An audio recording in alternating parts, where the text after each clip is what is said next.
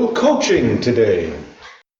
I'd like to share with you something that I'm going to draw from William James, The Varieties of Religious Experience, a study in human nature.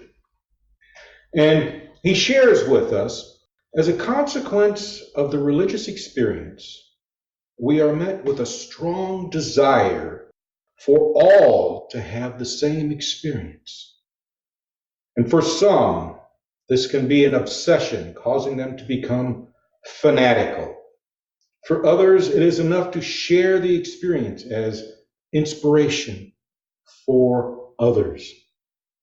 And we hear, when we listen to people talk about near-death experiences, some of them become obsessed with this idea of whatever they experienced it, and they become fanatical. But the idea is that sometimes what we experience moves us so much that we may have began with tunnel vision, but it can become even more narrower.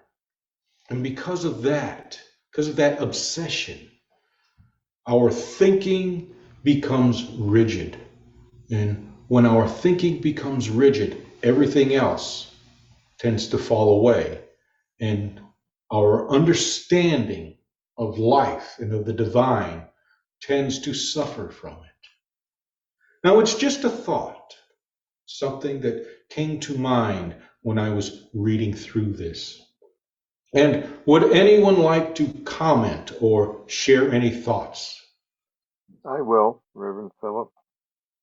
Um, what came to mind as you're describing that, um, the the thing that I see is that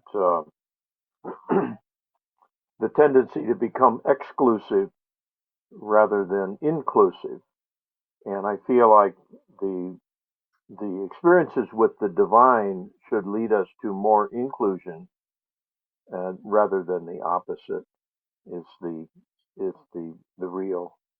Um, I mean, if we believe in a loving God or Creator, that loving God loves all of us and is not exclusive. So that's one of the tests that I apply to my own beliefs. I just wanted to share that. Thank you. Thank you. One of the notions I came across during my research is that, and this is human nature, is that we tend to make the assumption that everybody sees things and thinks pretty much like we do. Maybe a little different, but pretty much like we do as individuals. And it's only when we compare notes and get into these conversations that we discover how diverse the experience of life truly is. And the experience of the divine, the religious experience, how diverse they are. And I want to thank Reverend Thomas for sharing that, and I want to thank all of you for allowing me to share this with you.